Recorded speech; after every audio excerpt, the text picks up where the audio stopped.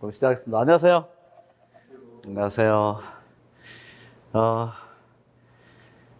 본래대로라면 이제 10시에 강의를 시작해야 되는데, 지금,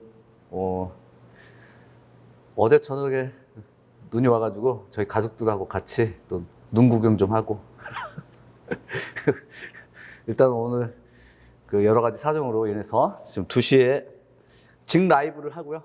그 다음, 물론 이제 인강을 들으신 분들은 이제 이거 찍은 강의를 들으시겠지만, 그리고 이제 2시부터 시작하는 강의이기 때문에, 그 보강이 좀 필요해요. 그래서 일요일 날, 나머지 이제 진도 범위는 일요일 날 국교론의 그 인터넷으로 좀 올려드리도록 하겠습니다.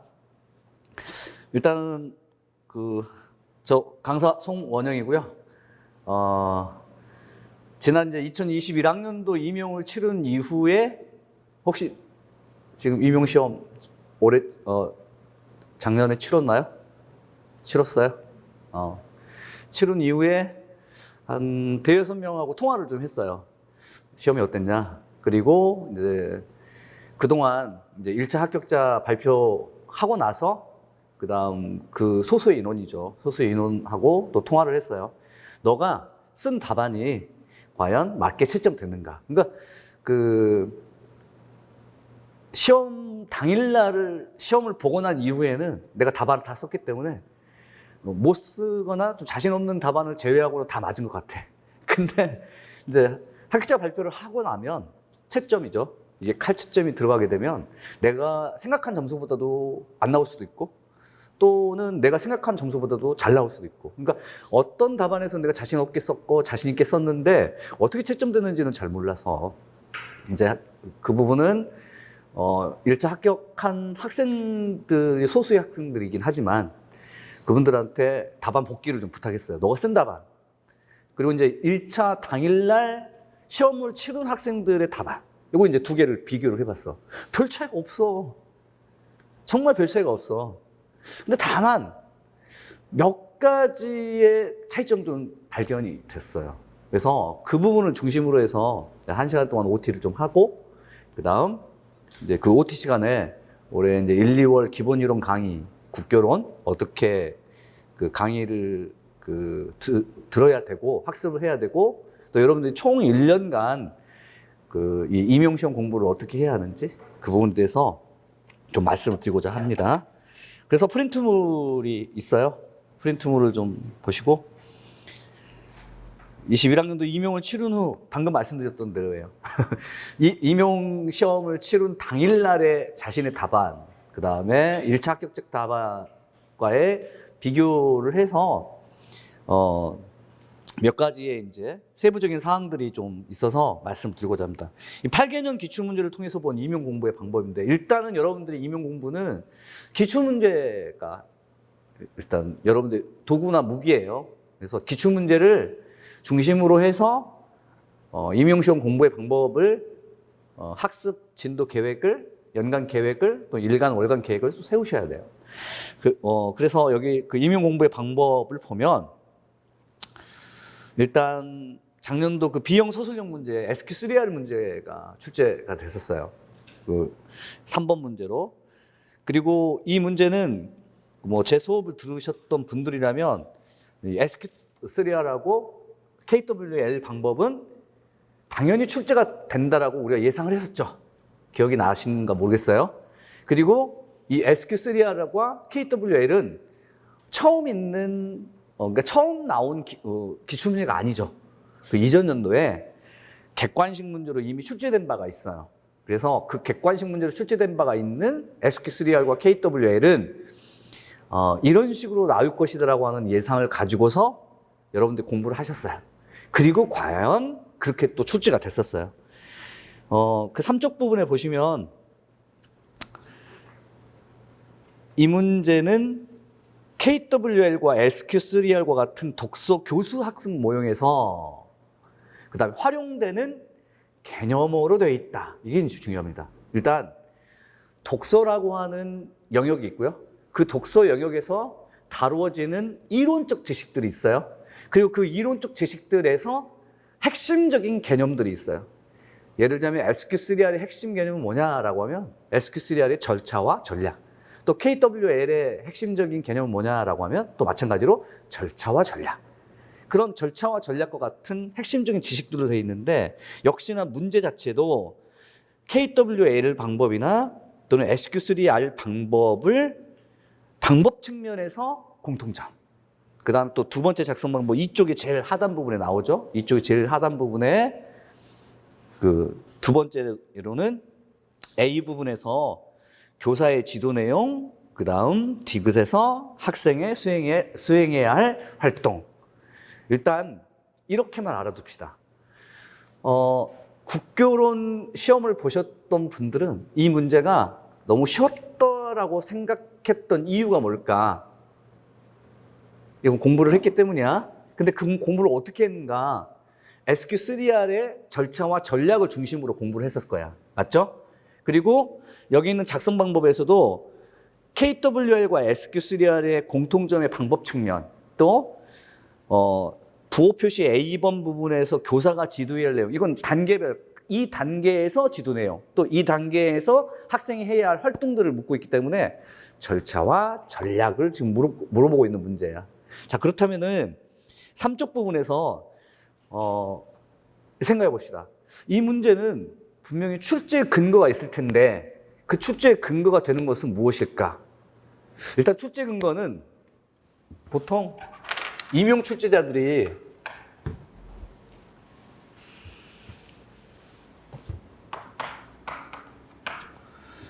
임용을 출제할 때 그 출제 근거라고 하는 것을 교육과정 평가원장에게 문서 형태로 제출을 해요. 그거는 여러분들이 모르는 문건이긴 하지만 지난 2008학년도 이후에 그때까지는 지금처럼 서술형 문제 체제였었어요.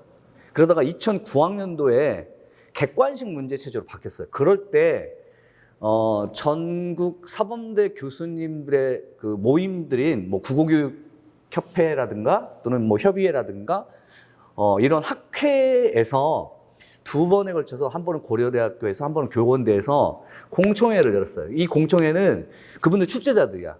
그 출제자들이 이런 식으로 바뀐 2009학년도 이후부터서는 이런 식으로 출제를 하겠다라고 수험생들한테 알려준 그런 문건이 있어요. 그 2009학년도 8년도에 나왔던 그 문건에 그 명시되어 있기를 출제 범위는 교육과정 내에서 한다. 그리고 개론서나 논문에서 만약 출제 근거를 가져오게 되면 그 개론서나 논문이 모든 사범대 혹은 국교과 교사자격증 취득 소지자들이 두루두루 알 만한 공통적인 내용의 영역을 한다. 그러니까 특수한 어떠한 논문이나 개별적인 것은 내지는 않겠다는 거야. 그래서 2009학년도 이후로 학생들이 공부를 할 때 어떻게 했냐면 그 이전에는 교과서하고 교사용지도서로만 공부했는데 9학년도 이후부터서는 개론, 소위 말해서 개론서, 국어교육의 이해 뭐 이런 개론서를 중심으로 해서 공부를 많이 했었어요. 왜냐하면 공통적인 그러한 내용들을 많이 다루고 있어서. 그런데 그때 그 문건 안에는 평가원장에게 제출할 일종의 출제 원칙이라고 하는 문건들이 있어요. 근데 그 출제 원칙을 보면 이렇게 표들로 나와 있는데 문항 번호, 그 다음에 문제, 그 다음에 모범 답안. 아무래도 객관식 체제에서도 모범 답안이 있겠죠. 그리고 이 문항 출제 의도, 그리고 근거. 이렇게 근거는 두 가지야. 하나는 교육과정의 근거. 두 번째는 아까 말씀드렸던 개론서나 논문. 근데 여기에 다 포함되어서 근데 두 번째 중요한 게 뭐냐면 기존 기출이에요. 기존 기출. 기존 기출과 차별적으로 출제를 한다. 그러니까 반복되어서 나오는 테마가 있는데 그 반복되어서 나오는 테마라 할지라도 형태를 좀 다르게 하고 그다음 유형을 좀 달리해서 묻고자 하는 예비교사의 자질과 능력들을 검증하겠다. 이런 식으로 이제 그 문건들이 있었어요. 요 출제 근거에 의하면 3쪽 부분에 있는 것처럼 이 SQ3R과 KWL도 분명히 교육과정의 근거가 있을 것이다. 근데 그 교육과정의 근거가 보면 2015 교육과정이 아니에요. 맞죠? 이게 무슨 말이냐면 여러분들이 매년 10월 정도에 그 실제 TO가 나오고 그 다음 일정하고 그 이제 뭐 고사장 같은 것 이렇게 일정 발표가 되죠. 10월 중순경에 실제 TO하고 그 전에 일단 가TO가 나오고 한 7, 8월, 5, 6월 경에 그러니까 시험 보기 6개월 전에 가TO가 나오고 그다음 실TO는 한 10월 정도에 나오는데 그 10월 정도에 각 교육청에서 이제 올려놓은 파일을 보면 거기에 이렇게 적혀 있어요. 출제 범위가 2015 교육과정까지. 이게 무슨 말이냐? 현행 교육과정은 2015 교육과정이에요. 현행 교육과정은. 우리가 교육과정에 대해서는 여러분들이 잘 아시겠지만 7차 교육과정 때까지는 미 군정 때를 제 1차라고 한다면 1차부터 7차까지는 대체적으로 10년 단위예요. 대체적으로라고 했어. 근데 7차 교육과정 이후부터서는 수시개정 체제로 10년마다 한 번씩 교육과정이 바뀐 게 아니라 해년마다 바뀔 수도 있어. 그래서 7차 교육과정 이후로 2007 개정교육과정, 2007년도에 나왔던 개정교육과정 이후로는 2009 개정교육과정, 2012 개정교육과정, 2015 개정교육과정으로 지금 2007, 2009, 2012, 2015 해가지고 2008년도 이후부터 지금 10년 동안 4번에 걸쳐서 수시 개정이 됐었어요. 물론 이제 이 수시 개정 안에는 총론적인 것들이 개정된 게 아니라 부분적인 부분 교과들이 있어요. 부분 교과들의 통합과 폐합이 있었고, 그 다음 부분적인 그러한 그 개정들로 인해서 수시 개정 체제예요. 그런데 지금 그 교육청 발표에 의하면 교육과정은 2015 교육과정을 근거로 해서 문제를 출제한다가 아니라 2000 교육과정까지야. 그러니까 무슨 말이냐면 우리가 공부를 할 때 1차부터 2015 교육과정까지 공부해야 돼. 그건 말이 안 되죠? 그런데 이건 있어요. 거슬러 올라가서 지난 7차부터서는 공부를 하셔야 돼요. 이유가 뭐냐면 7차에서 2007 개정교육과정으로 바뀔 때에는 한 10년 단위로 바뀔 때는 엄청난 변화의 폭들이 있었어요. 7차하고 2007 사이에서는 일단 우리 그 정치체제나 사회체제의 변화를 교육과정 안에 이제 담기도 하지만 일단 수능 체제의 변화, 수능 체제의 변화 이걸 2007 개정교육과정을 하면서 수능의 입시 제도의 변화까지도 이끌어냈었어요. 그래서 2007 개정교육과정 지난 7차 교육과정과 다르게 그 체제라든가 그 안에 들어가는 내용들이 상당히 달랐어요. 엄청나게 달라졌어요. 근데 그 상당히 달라진 2007 개정교육과정이 너무 잘 만들어졌어. 교육과정만.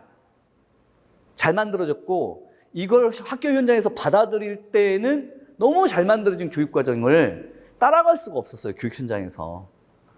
뭐 예를 들면 수준별 교육과정부터 시작해가지고 온갖 좋은 그러한 교육과정에 그러한 도입되었던 내용들이 사실 학교 교육 현장에서 따라갈 수가 없었어요. 그리고 2007부터 2009 개정교육과정까지의 2년 안에 수시 개정 교육과정이 있었는데 2009 개정교육과정. 이 2009 개정교육과정은 정권이 바뀌었어요. 이명박 정권으로 바뀌면서 영어 교육의 강화, 초등학교 때부터. 그 다음 교육과정에서의 통폐합이 있었어요. 그래서 우리 국어교육에서도 원래 2007 개정교육과정에서는 고등학교 2학년 선택교육과정들을 굉장히 선택의 폭을 넓혔었는데 MB 정권 들어가지고 그 과목이 예를 들면 화법과 작문, 독서와 문법 이런 식으로 과목별 통합을 통해서 성취 기준들이 빠졌어요. 학생들에게 학습량들을 학습 부담을 경감시킨다는 이유로 그렇게 해가지고 성취 기준이 약간 바뀌었어. 그럼에도 불구하고 2007하고 2009는 별 차이가 없었어요. 그리고 2009에서 2012에서도 성취 기준이 빠지긴 했어. 학습자 여기도 마찬가지로 부담량을 좀 줄이기 위해서. 그리고 이제 15 개정교육과정으로 오면서는 이 15 개정교육과정은 더 많은 성취 기준으로 빠졌어. 더 많이 빠지고 그 다음 또 하나는 교육과정에서 공부해야 할 내용들이 별로 없을 정도로 교육과정의 문서 자체의 지식들이 너무 많이 없어졌어요. 정보들이. 그래서 거슬러 올라가서 2015 교육과정을 공부하기 위해서는 이전 연도의 12를 봐야 되고 2012 개정교육과정을 공부하기 위해서는 그 전에 9나 7 개정교육과정을 봐야만 그 교육과정의 풍부한 그 지식들을 우리가 알 수 있어요. 심지어는 국교로는 아니지만 문학 같은 경우에는 7차하고 2007 개정교육과정으로 별 차이가 없어요. 그 사용되고 있는 개념이나 성취 기준에서 다루고 있는 용어들이 별 차이가 없어. 문학 같은 경우에는. 그래서 교육과정을 공부하실 때에는 15 개정교육과정이 일단 원칙이긴 하지만 그 15 개정교육과정의 근간이 된 건 2007 개정교육과정이에요. 그래서 거슬러 올라가서까지 공부를 하셔야 돼. 그리고 실제로 작년도에 나왔던 이 SQ3R과 KWL은 2012 개정교육과정의 성취 기준에는 있어. 2012 개정교육과정 성취 기준에 있어. 이 말은 무슨 말이냐면 이 교육과정을 근간으로 해서 당연히 교육 현장에서 교과서와 같은 것을 통해서 학생들에게 학습을 하죠. 그래서 우리 교사들에게 너의 자질과 능력을 검증해야 돼. 너가 가지고 있는 지식들이 뭐야? 이것을 이제 지필고사로 검증을 할 때 그러면 너 학교 교육 현장에서 가르치고 있는 이런 개념, 이런 지식들을 알고 있어? 이렇게 물어볼 수 있죠. 맞죠? 그런데 보세요. 지금 현행 교육과정 체제는 2015야. 당연히 교과서도 뭐죠? 2015 개정교육과정을 반영한 2015 교과서야. 맞지? 근데 SQ3R하고 KWL은 몇 교육과정이 근거라고? 12교육과정이야. 그럼 지금 학교 교육 현장에서 SQ3R하고 KWL을 가르칠까 안 가르칠까? 안 가르쳐. 12개정교과서에서만 가르쳤었어. 지금의 2015 개정교과서는 SQ3R하고 KWL을 안 가르쳐. 그런데도 불구하고 여기서는 지금 너의 예비교사로서 자질과 능력을 검증하겠다. 교육 현장에서 가르쳐지는 지식인 SQ3R과 KWL을 알고 있어. 이렇게 된 거야. 이상하다. 현재는 2015 개정교육과정에서는 이거 안 내는데, 안 가르치는데. 12교과서는 있어요. 이거 SQ3R이. KWL도. 근데 일부야. 일부 15 교과서에서는 지난 2012때 교과서에서 다뤄졌던 SQ3R을 부분적인 자료를 이렇게 주고 있어요. 이게 무슨 말이냐? 결국 2015 개정교육과정이 중심이 아니라 까지야. 까지. 그러므로 2015 개정교육과정까지니까 이전 연도에 있었던 10이나 9나 7 개정교육과정에서 다뤄졌던 이론적 지식이나 개념들을 좀 폭넓게 알 필요가 있겠다. 요게 이제 하나 여러분들에게 말씀드릴 내용이고, 그 다음에 3쪽 부분에서는 SQ3R의 단계별 특징, 뭐 이런 내용이 나오죠. 그 다음에 4쪽 부분에서는 KWL의 절차와 관련된 이론적 지식들이 존재해요. 자, 봐봐.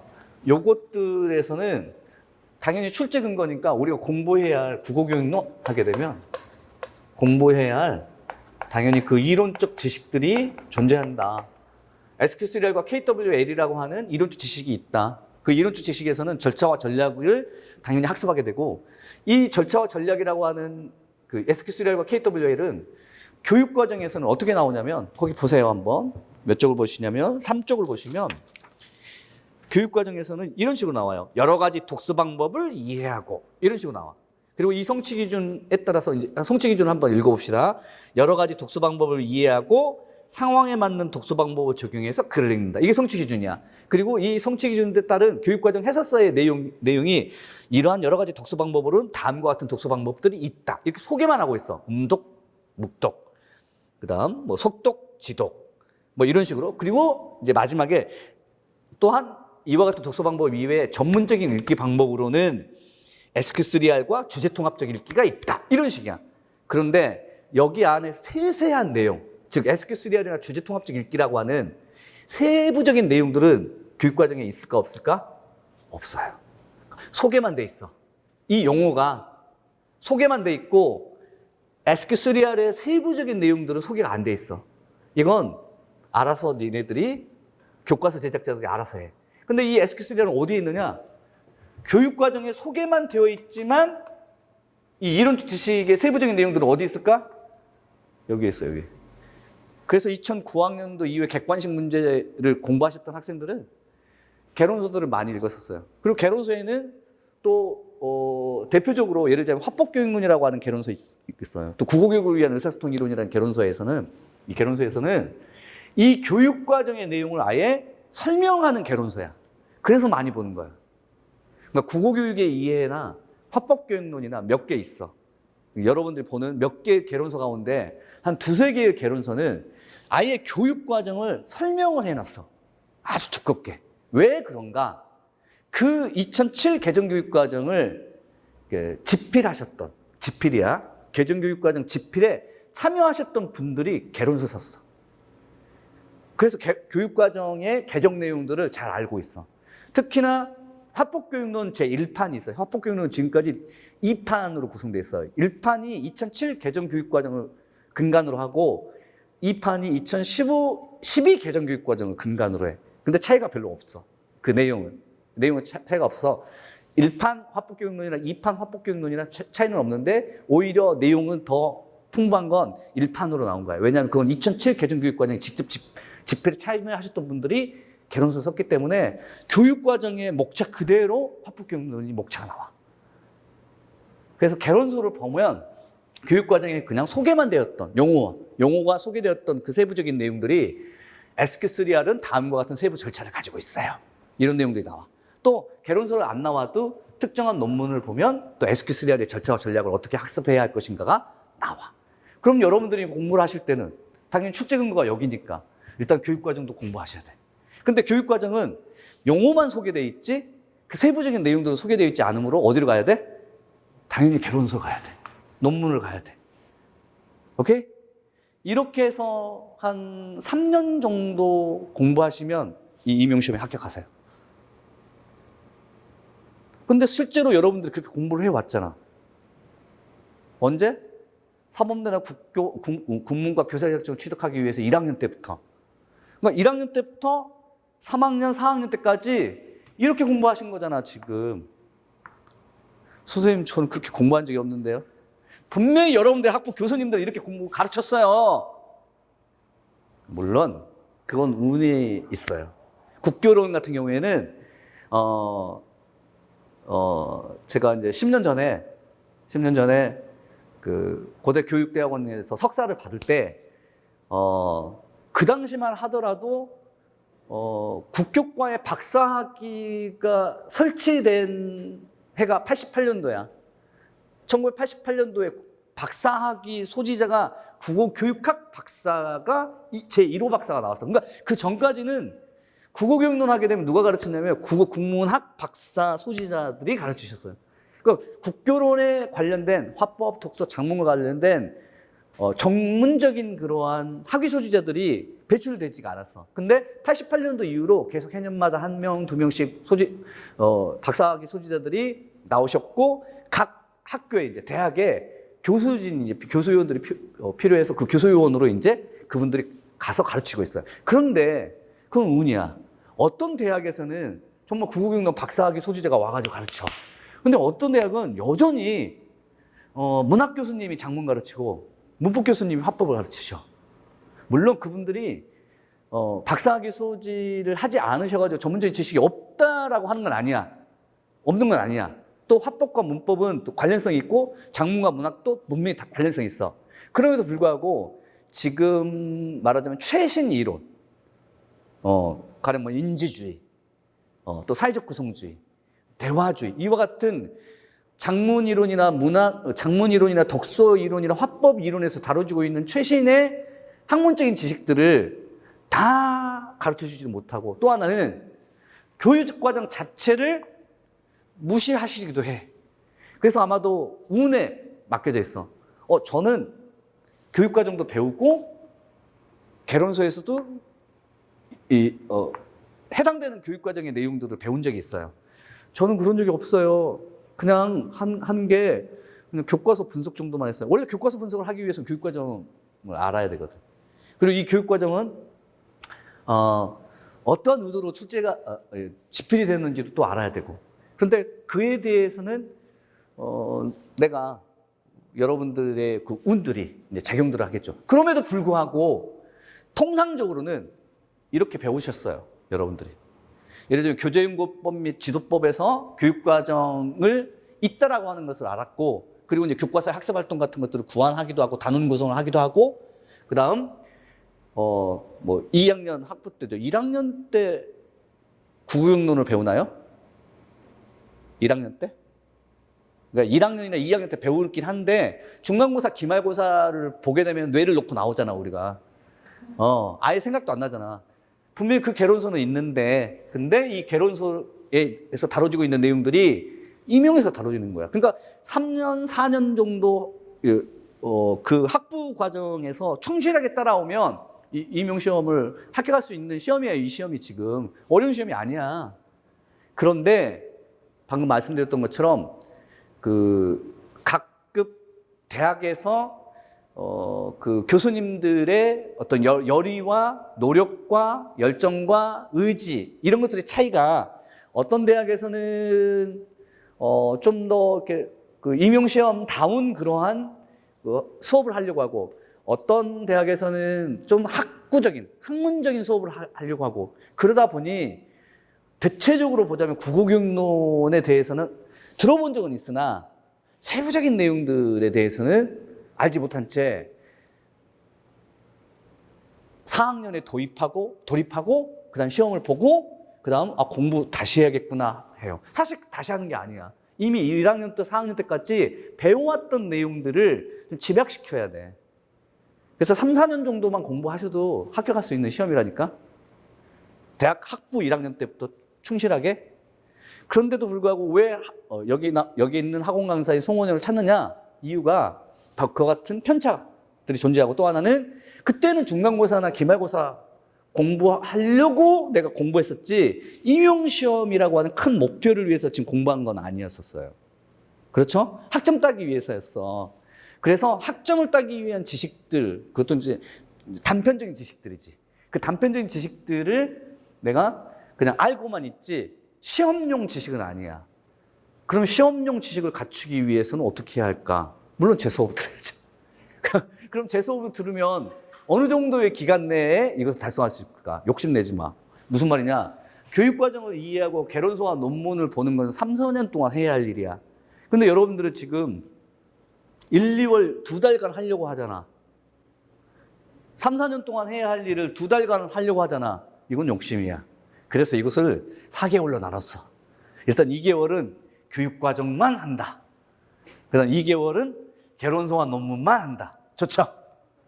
4개월 동안에 3, 4년 동안에 공부할 내용을 압축적으로 학습할 수 있어. 그럼 뭐가 먼저야, 그럼? 교육과정이 먼저야. 그지? 근데 이 교육과정은 세부적인 내용들이 소개돼 있어, 안 돼 있어? 안 돼 있어. 그래서 이걸 나중에 해야 돼. 왜냐? 이 교육과정의 이론적인 근간이 됐던 이 지식들은 어디에 다 있냐면 개론서와 논문에 있기 때문에. 그래서 1, 2월 달은 수업은 개론서와 논문에 나와 있는 내용을 다룬다. 그런데 이 개론서와 논문에 나와 있는 내용들이 예를 들자면 무슨 학문을 위한, 국어교육론 학문을 위한 석사학위, 박사학위 이런 학위 취득을 위한 지식들이 아니라 교육과정에 나온 내용.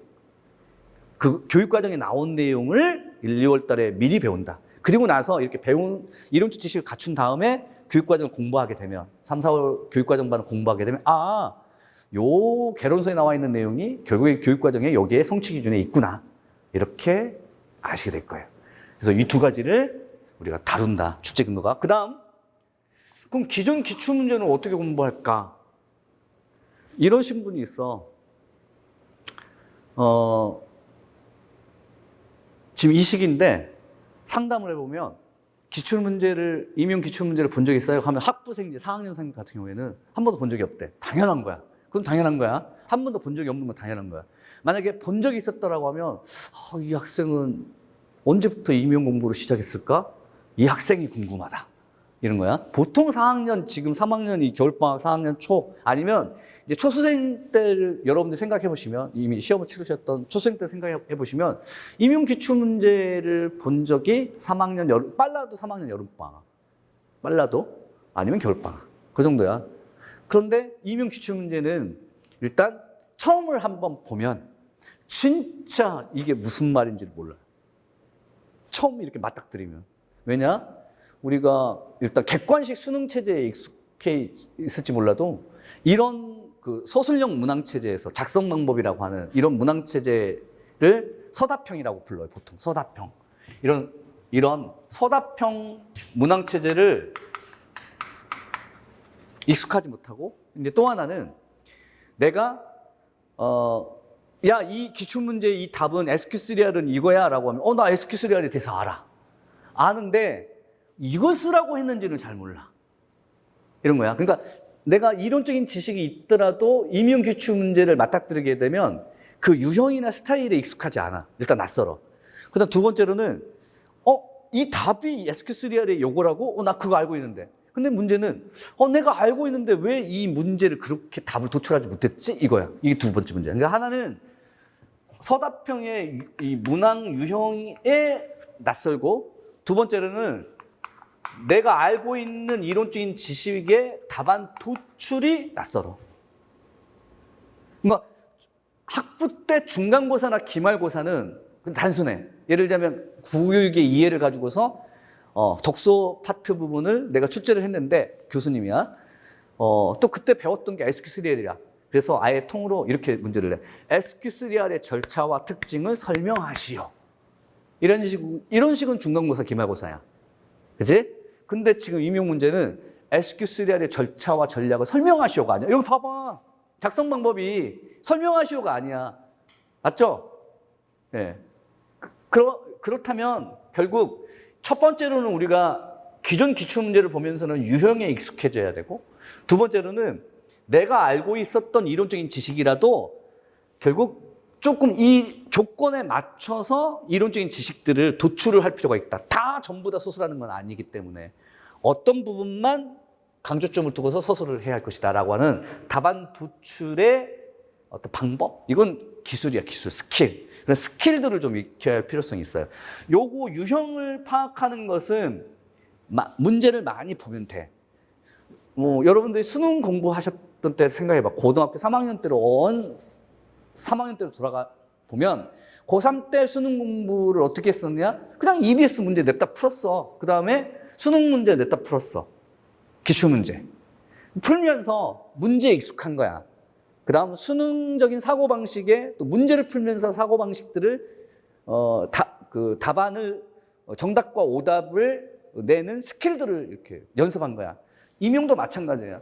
문제 많이 풀면 되고, 그러면 유형에 익숙하고, 그 다음 문제 많이 익숙해지면 답안을 도출할 수 있어. 이제 문제는 뭐냐면 수능은 1994학년도부터요. 그러니까 1994학년도부터 지금 2022학년도 수능까지니까 한 25년, 28년간 수능은 매년 문항체제들이 있어. 근데 우리 임용은 서답형은 지금 8개년밖에 없어. 8개밖에 없어. 8개의 기출문제 국어경론 파트 부분을 모아놓으면 100개가 안 넘어. 문제 숫자가. 수능은 굉장히 많은, 수능은 고3 연합평가도 있고 6월 모의평가도 있고 9월 모의평가도 있고 실제 수능도 있고, 그죠? 또 각 출판사에서 낸 문제집이 또 있죠. 그다음에 사설 모의고사도 있죠. 근데 임용은 그렇지 않아. 임용은 어디 출판사에서 겨우 내봤자 임용 강사 개인의 타이틀을 건 문제집 정도. 그지? 근데 그것도 몇 종 안 돼. 그리고 있어봤자 국어교육론 파트 부분은 8개년 서답형 기출은 모아봤자 100문제가 안 돼. 그 정도밖에 없어. 그럼에도 불구하고 이 기존 기출문제들은 일단 서답형의 유형을 일단 보셔야 되고, 그 다음 내가 알고 있는 것을 아는 만큼만 답안을 쓰는 방법을 배워야 돼. 네, 그런 내용들을 중심으로 해서 3쪽하고 4쪽하고 설명을 드립니다. 그래서 5쪽 부분에서 이제 이렇게 좀 정리를 좀 할 수 있겠어요. 5쪽 부분에 보시면 따라서 점검해야 할 사항은 다음과 같다. 밑줄을 그어볼까? 따라서 점검해야 할 사항 1번, 국어교육론의 이론적 토대가 되는 핵심 개념을 정리하고 이해한다. 우리가 방금 SQ3R하고 KWL이 바로 핵심 개념어야. 그리고 이제 두 번째, 교육과정에서 다뤄지는 언어 사용의 핵심 개념. 아까 그 SQ3R, KWL은 바로 2012 교육과정에 나왔다. 그 핵심 개념을 어디에서? 개론서나 논문에서 그 이론적 내용으로 보충해야 한다. 그제?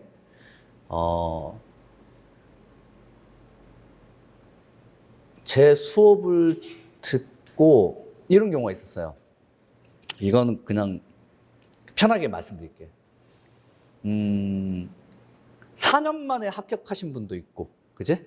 최종 합격까지는 아직 멀었지만, 그 전년도, 전전년도에, 그 다음, 단 2, 3개월 만에 제 모고반만 듣고 합격하신 분이 있고, 아니, 4년 동안 내 수업 듣고 합격하신 분이 있고, 2, 3개월 동안 모고만 들어가지고 합격하신 분이 있고, 와, 당연히 전자가 아니라 후자처럼 돼야겠죠? 2, 3개월만 학원 강의 듣고 합격하는? 이 차이가 어디서부터 나오는가를 봤더니, 당연히 학부 과정에서요. 대학의 학부 과정에서 충실하게 커리큘럼을 따라서 교수님의 수업을 잘 듣고서 정리를 잘 하신 분들이 4학년 때, 지금 이 시기 3학년 겨울방학이나 4학년 여름방학 때 단 2, 3개월의 강의만 듣고서 합격한 케이스들이야. 그러니까 그분들은 제 강의를 듣지 않아도 그냥 합격하셨던 분들이야. 왜냐? 3, 4년 동안 학부 과정 때 요거 잘해왔기 때문이야. 교수도 잘 만났고, 그 교수님도 교육과정을 중심으로 해서 임용 스타일로 수업을 하셨던 분들이고. 그런데 대부분의 학생들은 4년 동안의 학부 과정은 그냥 4년 동안에 흘려보낸 거야. 그리고 남아있는 건 뭐냐면, 책꽂이에 꽂혀있는 개론서 몇 개 정도야. 그리고 그 개론서를 가지고서 다시 공부하려고 하니까, 그때 이거 알았는데, 생각이 안 나는데, 뭐 이런 내용도 있죠.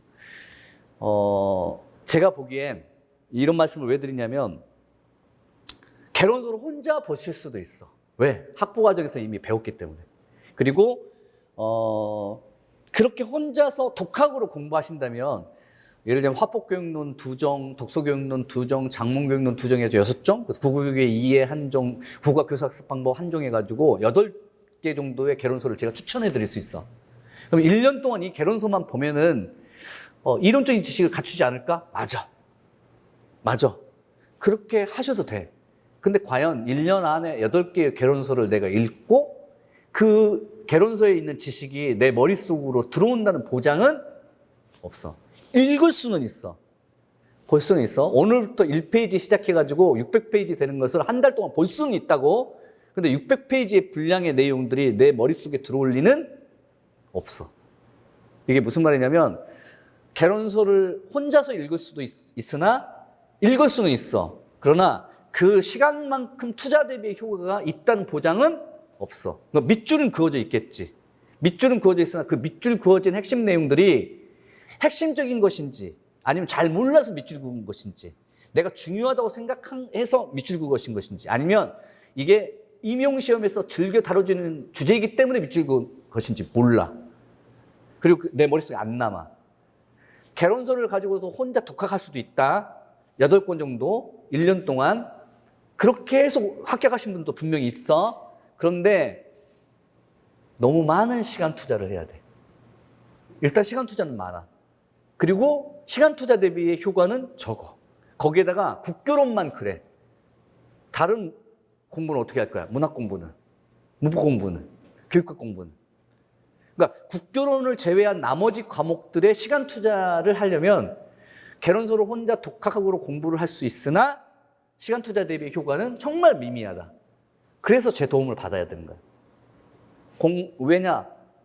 저는 개론서를 읽게 되면 이거 임용시험에서 다뤄진 바가 있고 이 부분은 교육과정에도 나온다. 특히 몇 교육과정 이렇게.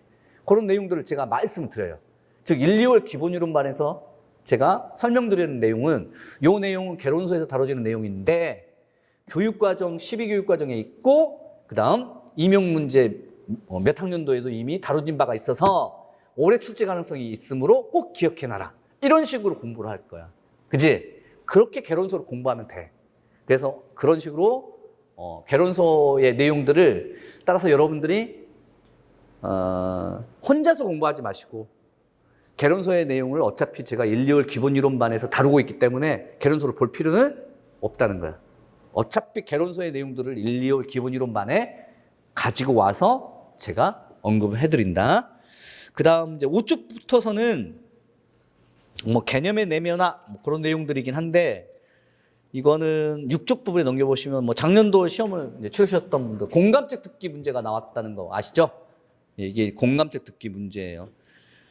작성 방법 첫 번째에서는 문제점과 그다음에 그 니은의 관점에서의 두 가지 서술, 그다음 작성 방법 두 번째에서는 적극적 들어주기 방법의 명칭과 이 방법을 적용해서 기억의 표현을 수정할 것이라고 했어요. 이게 무슨 말씀이냐면 이것도 똑같아요. 공감적 듣기는 화법에서 이미 배웠던 내용이고 그다음 이것이 정말 중요하게 다뤄진 내용이라는 것을 아는데 이 문제에서 나왔을 때는 공감적 듣기에 그 많은 내용들을 전부 다 도출하는 게 아니라 공감적 듣기와 관련된 이론적 지식을 지문 안에 적용시켜라. 사례. 그래서 가의 사례에 적용시켜봐라 하는 내용이에요. 그래서 7쪽 부분에 보시면 지금 그 나의 보기처럼 나온 내용을 잘 보시면 A, B, C 세 부분으로 이렇게 나눠질 수 있어요. 그래서 A는 공감적 듣기의 개념, B는 공감적 듣기의 유형, C는 공감적 듣기의 의의, 이렇게 세 가지의 부분으로 나 내용이 구성되어 있고 요것을 가지고서 사례를 적용하라 라고 하는 문제가 21학년도 비용 수술용 문제 5번 문제입니다. 물론 이제 나중에 이 2021학년도 작년도 기출문제는 8개년 기출문제 해설 강의 해가지고 제가 공지를 해드릴 거예요. 일요일날 강의를 찍습니다. 일요일날 강의를 찍어가지고 8개년 서답형 기출문제를 다 다룰 거야. 그거 물론 이제 작년도 기출문제까지 포함해서. 그래서 작년도 2021학년도의 기출문제의 세부적인 그런 내용들은 그때 들으시고 지금은 오리엔테이션으로 기출문제의 유형이 이렇고 기출문제를 접근하는 방식 그걸 지금 알기 위해서만 제가 언급을 해드리니까 7쪽 부분에 제가 답안 소술의 방향까지 이제 제시를 해놨으니까 혹시 이제 여러분들이 시험을 치르셨던 분들이라면 나도 이렇게 썼는데라고 하면 비슷하게 채점 됐을 것이고 나는 이렇게 안 썼는데라고 하면 어떤 점에서 다른지를 보시면 될 것 같아요. 지금은 그 내용은 이제 설명할 부분은 아니고요. 아무튼 요것은 이제 이론적인 지식이 있다 할지라도 그것을 그 자체로 암기한 지식을 묻기보다는 상황에 적용해서 묻는 문제. 이게 국어교육론의 핵심이다. 그 다음 8쪽 부분에 넘겨보시면 기존 기출문제. 바로 제가 설명드렸던 SQ3R과 KWR을 이미 2013학년도 객관식 문제하고 2차 문제에서 나온 적이 있었다. 그래서 기존 기출문제를 활용해야 한다. 그 다음 이제 넘겨보시면 이제 10쪽. 이제 마무리를 좀 짓겠습니다. 전체적인 커리큘럼은 이렇습니다. 이제 연간 커리큘럼인데요. 일단 1, 2월 기본 이론 정립하는 개론서를 중심으로 해서 내용을 다룹니다. 그 다음 3, 4월 교육과정 반은 교육과정을 중심으로 해서 다룹니다. 그리고 이 1, 2월하고 3, 4월이 통합이 됐을 때 여러분들 국어교육론을 완성시킬 수가 있어요. 그 다음에 이제 5, 6월 교과서 분석반은 이렇게 교육과정을 이해했더라도 그 교육과정이 워낙 추상적이기 때문에 학교교육 현장에서 교과서에서는 어떻게 다뤄지고 있는가를 구체적으로 확인하는 작업입니다. 그래서 5, 6월 교과서반이 그렇고요. 그 다음 하반기는 이제 7, 8월 문풀반부터 시작되면 되죠. 그 다음 중간에 정규강좌 이외에 이제 테마 특강이라고 해서 8개년 기출해설 특강, 서답형 특강을 제가 공지를 해드립니다. 몇 주간에 걸쳐서 일요일 날 이렇게 제가 강의를 찍게 되면 인터넷으로 이제 올려드리고, 그 다음에 이제 3, 4월, 5, 6월 그 중간에 테마 특강, 핵심 개념 특강이라고 해서 제가 그 개념어 노트라고 하는 아주 그 조그만 그 핵심 노트 집을 이렇게 제가 출간을 했어요. 그 내용은 국교론 그 이론과 교육 과정을 그냥 정말 핵심어만 사전식이죠. 사전식 영어 노트집이라고 생각하면 돼요. 그런 국어교육론에서 다뤄지는 핵심 개념을 축약해서 한번 테마 특강으로 다루기도 합니다. 그다음 교재는 각각 다음과 같은 교재가 있고요. 일단 기본 이론 교재는 이겁니다.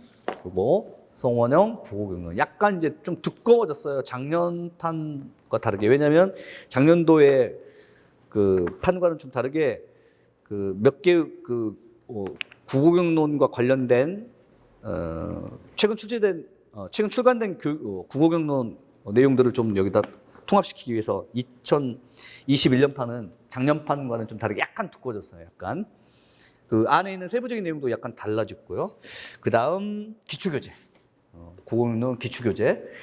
작년도 기출교재를 가지고 계신 분들이 있다면 여기에 이제 작년도 기출교재에 이제 작년도 말하자면 2021학년도 기출문제만 좀 추가시키거나 2020학년도 기출문제만 추가시키면 될 거고, 만약 기출교재가 없으시면 이제 이 기출교재 사시면 이제 작년도 기출문제는 여기는 빠져 있어. 2021학년도는 제가 파일로 드릴 거예요.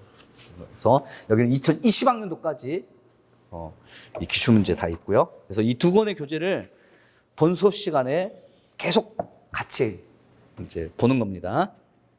그 다음 3, 4월 교육과정반에서는 교육과정 핵심 정리라고 하는 교재가 또 따로 있습니다. 교과서반은 교과서가 교재예요. 교과서가 교재예요. 그 다음 나머지는 이제 생략을 하고요.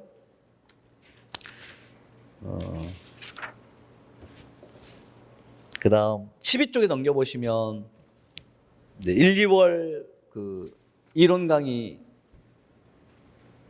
강의관을 보면 일단 현재 1, 2월 기본 이론 강의는 개론서의 주요 내용을 중심으로 해서 국어교육론의 전반적인 이론을 체계적으로 정리한다. 그러니까 개론서에 나오는 내용이라서 좀 여러분들이 난삽할 수도 있어요. 엄청나게 많은 내용을 다루기 때문에 좀 어려울 수도 있고.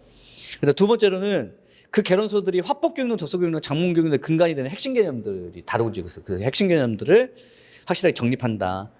그 다음에 또 하나 이제 여러분들이 좀 어려워하시는 대목이 있는데 그게 뭐냐면 이 교과교육론이라고 부르기도 해요. 교과교육이라고 혹시 들어본 적 있나요? 교과교육? 교과교육? 들어보신 적이 없죠? 국어교육론 하게 되면요. 이 국어교육론은 주로 교수학습, 평가를 다루는 학문이에요. 일종의 국어 교과 교육론이라고 해도 무방해요. 그게 무슨 말이냐면 여러분들이 잘 알고 있는 화법 독서 작문 있죠. 이것을 우리가 보통 국어교육론이라고 부르지 않아요. 교과목 명칭. 그게 국어교육론이 아니라 이것은 언어 사용 영역이나 언어 기능 영역이라고 불러요. 영역이라고 부르고 이 언어 기능 영역이나 사용 영역은 말하기, 듣기, 읽기, 그다음에 쓰기 이렇게 돼 있어요. 그리고 이 화법독서 작문 요 명칭도 올바른 명칭이 아니에요. 이거는 교과목 명칭이에요. 학생들이 고등학교 2학년 때 선택 교과목의 명칭이고 원래 명칭은 듣기, 말하기, 읽기, 쓰기 영역이에요. 영역이야. 근데 두 번째 영역이 있어. 그러니까 우리가 전공 국어 하게 되면 전공 국어에서 다뤄지는 영역이 세 개의 영역이 있지. 두 번째는 무슨 영역? 문학. 세 번째는 무슨 영역? 문법. 맞죠? 그리고 이제 이 문학 안에서도 세부적으로 보자면 현대시 교육, 현대 산문 교육, 고전 시가 교육, 고전 산문 교육 네 가지의 또 영역이 있고 문법 안에서도 당연히 현대 문법과 중세 문법과 뭐 형태론 통사론과 같은 그와 같은 문법의 체계들이 있을 거야. 요것들이 일종의 교과 내용이라고 불러요.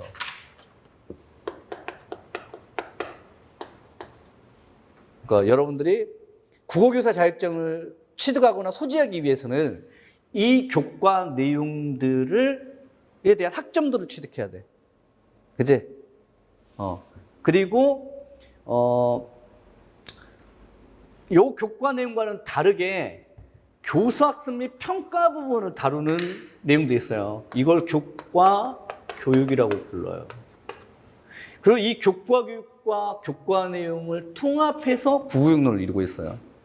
그러니까 사실 국어교육론에서는 다뤄지는 게 언어 기능 영역, 문학 영역, 문법 영역 전부 다 다뤄요. 그래서 여러분들이 국어교육의 이해라고 하는 개론서를 보면 국어교육의 이해가 요 내용이 다 나오죠. 다 나와요, 다. 그치? 근데 제가 지금 여러분들이 지금 배우는 1, 2월 지금 이 반의 명칭은 사실은 국어교육론이긴 하지만 사실 영역으로 보자면 어떤 영역이냐면 요 영역이에요. 여기. 맞죠? 언어 기능 영역이에요. 그 다음에 금요일 반은 이제 문학 영역을 다루고 문법은 제가 지금 다루지는 않습니다. 그러니까 언어 사용 영역이 영역 명칭이고 이 언어 사용 영역의 영역 명칭에서 다뤄지는 화법, 독서, 작문의 이론적 지식들이 있어. 그 이론적 지식들을 우리가 보통 교과 내용이라고 불러. 그리고 이 교과 내용은 당연히 교육과정에서 제시가 돼 있고 그리고 이 교육과정에서 제시되고 있는 이 교과 내용과 함께 또 하나 교육과정에서 뭐가 제시되냐면 어떻게 가르쳐라 라고 하는 것이 있어요. 어떻게. 그 어떻게가 두 가지야. 하나는 교수학습. 그 다음에 가르친 것을 어떻게 평가하는 거야. 그치? 그래서 이 두 가지를 합쳐서 교과 내용과 교과 교육이 국어 교육론을 이루고 있는데 이 국어 교육론을 이루고 있는 요것들이 임용 시험에서는 어떻게 나오냐면 예를 들면 10문항을 낸다. 전공 국어가 10문항이다라고 하면 이게 7문항, 이게 3문항 정도가 나와. 무슨 말이냐면 교수 학습과 관련되어 있는 문제나 평가와 관련되어 있는 문제가 총 10문항에서 3문항 정도가 나와. 자, 봐. 방금 우리가 살폈던 OT 시간에 살폈던 독서교육론 문제가 SQ3R이 있어. 맞지? SQ3R. KWL은 요거일까? 요거일까? SQ3R, KWL. 내용일까? 교과 내용일까? 교과 교육일까? 내용? 아니야. SQ3R과 KWL은 뭐야? 교수학습 모형이야. 요것도 알아야 돼. 근데 방금 우리가 오리엔테이션 때 또 두 번째 문제 봤었던 화법의 공감적 듣기는 교과 내용이야. 그죠? 그래서 1, 2월 기본 이론반에서는 요것도 알아야 되고 요것도 배워야 되고. 근데 선생님 제가 교수 학습과 평가는 배워본 적이 없는데 아니야. 배운 적 있다니까? 분명히 여러분들의 학부 때 교수님께서 이거 가르쳤다니까? 가르쳤는데 기억이 안 날 뿐이야.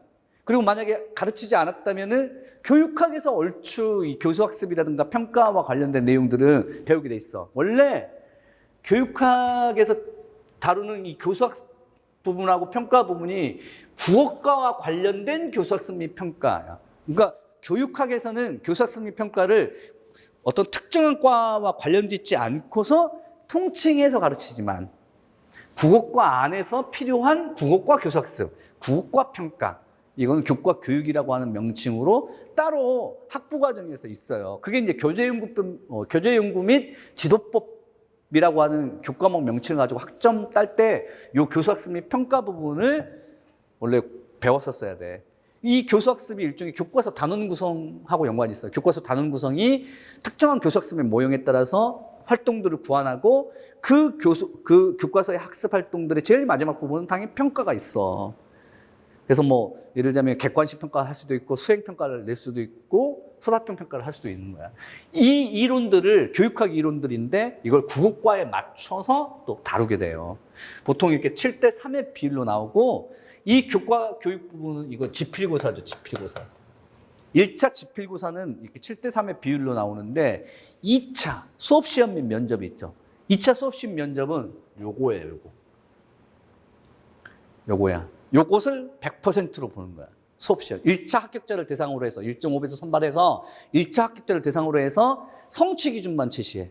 성취 기준만 제시하고 자료만 제시해서 이 성취 기준에 따라서 이 자료를 활용하여 다음과 같이 학습활동을 구안하시오.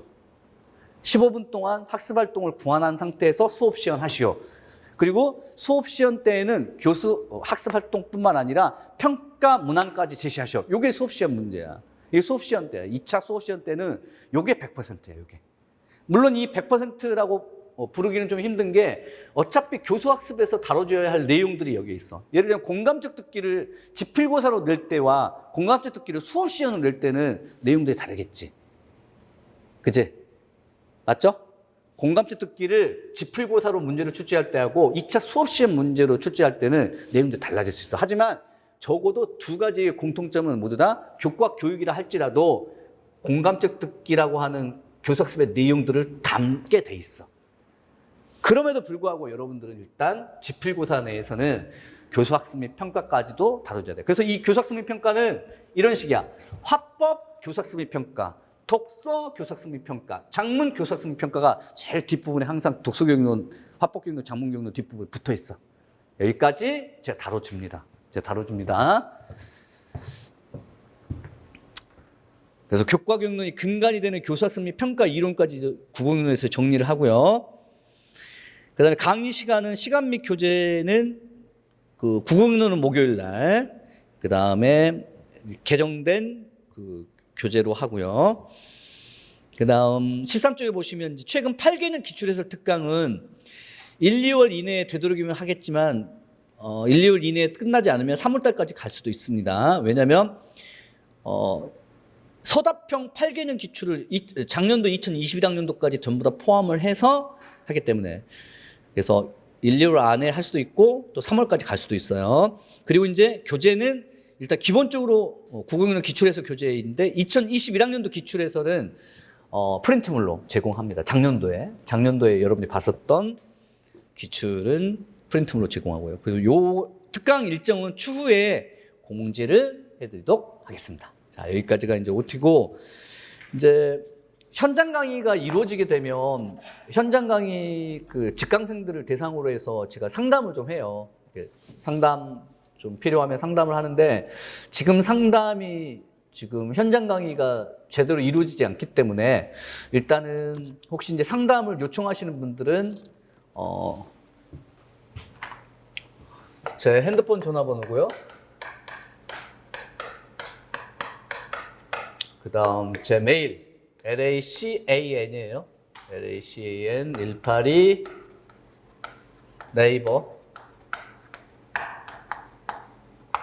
LACAN 182예요. 182 LACAN 182 017-434-6453. 여기서 제 전화번호하고 메일이니까 상담을 좀 요청하시면 010-7133-6453 LACAN 락한 182 이 숫자예요. 182 여기로 내용들을 좀 신청하시면 그럼 제가 좀 통화를 하거나 아니면 메일로 답변 드릴 수 있는 것은 메일로 답변을 드리겠습니다. 그러니까 마지막으로 좀 마무리를 좀 짓겠습니다. 이 상담의 내용들, 무엇을 상담해야 할 것인가 좀 궁금하잖아. 상담할 것은 한 두세 가지가 있는데, 첫 번째로는, 현재 본인의 상황이에요, 상황.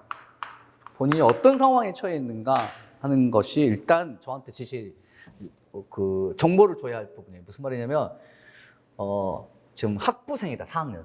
또는 작년에 그냥 한번 시험을 본 일종의 초수 같은 재수생이다.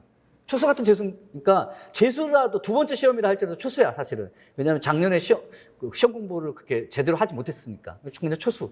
4학년 초수하고 똑같아. 그런데 작년에 1년 동안 혹은 2년 동안 제 수업을 들은 적이 있다. 혹은 다른 학원 강사의 수업을 들은 적이 있다. 이런 상황들이 각각 달라. 왜냐하면 상황들이 다르면 당연히 공부 방법도 달라야 돼. 물론 이제 초수나 초수 같은 재수생들은 같은 상황이기 때문에 동일한 그런 공부 방법론들이 적용될 수는 있는데, 제가 1년간 2년간 학원 강의를 쭉 따라왔었고 시험 성적은 이렇게 거뒀어요. 제대로 안 나온 거지. 그러면 여기는 좀 달라야 돼. 또다시 학원 강의를 1년간 쫓아오세요 라고 하더라도 다르게 쫓아와야 돼. 그러한 상담을 해야 하기 때문에 본인이 현재 처한 상황들을 저한테 말씀을 해 주셔야 되고, 그리고 이 본인이 현재 처한 상황에서 두 번째로는 이제 학습과 관련돼 있는 거. 그러니까 임용 공부를 어느 정도 했느냐. 학습량이에요, 학습량. 어느 정도를 했느냐. 그 정도의 정보들을 좀 주시면 제가 이 정보에 맞게 1, 2월 기본 이론 강의 혹은 1년 동안의 연간 계획을 어떻게 세웠으면 좋겠다라고 하는 또 팁을 좀 드리고 할 거예요. 그리고 이제 여기에 따라서 따라서 이제 공부 방법 같은 것들을 제가 상담을 해드리되, 이때 이 공부 방법, 그러니까 임용 공부의 방법들이 천차만별일 거야. 상황이 다르니까. 또 개별적으로 처한 상황들이 또 달라요. 예를 들자면 저는 올해 올인하기로 했어요. 올인이란 말은 부모님한테 학원비 같은 것들이나 용돈을 타서 여기에 투자를 해. 그러니까 내가 돈을 버는 다른 시간들을 허비하지 않아도 돼. 근데 그러신 분도 있지만 또 현재 기간제 교사, 학원 강사, 또 과외, 또 시간 강사 등 공부 이외의 다른 시간을 뺏기시는 분도 분명히 있어요. 10명 중에 8명이 그래요. 8명 정도가 돈을 벌어야 돼. 그러면 학습의 방법이 올인하신 분하고 똑같지는 않아. 올인하신 분들은 적어도 하루에 8시간 정도는 공부 시간을 확보할 수 있어. 이때 8시간이란 말은 자리에 앉아서 only 공부만 하는 시간이야. 24시간 가운데 8시간이야. 3분의 1 정도? 그거 굉장히 8시간 확보하기 쉬운데 절대 그렇지 않아. 무슨 말이냐? 일단 핸드폰 꺼야 돼. 8시간 동안 핸드폰 꺼야 된다고. 그 다음 자리에 앉게 되면은 10분 정도의 휴식 시간 이외에는 옮겨 다니지 말아야 돼. 그렇게 해서 8시간 동안을 확보하고 이것을 1년 동안 가야 된다는 거 굉장히 어렵죠. 여러분들 지금 보시면 알겠지만 앉아서 인터넷 보고 뭐 하고 뭐 먹고 싶은 거 있으면 뭐 사러 가고 집중력들이 방해되죠. 하지만 그럼에도 불구하고 일단 8시간을 확보할 수 있다면 확보할 수 있어. 근데 기간제 교사하고 학원가에 하고 하면 하루에 8시간을 확보할 수가 없어. 그런 경우에는 공부 방법이 집중력 싸움이야. 4시간 정도만 공부할 수 있어요 라고 하면 다른 학생들이 8시간 공부한 양을 4시간 동안 해야 돼. 집중력을 발휘해서. 또 주말을 잘 활용하셔야 되고. 이러한 상담들이 좀 각기 다른 개별적인 상황에 따라서 각각 다르다.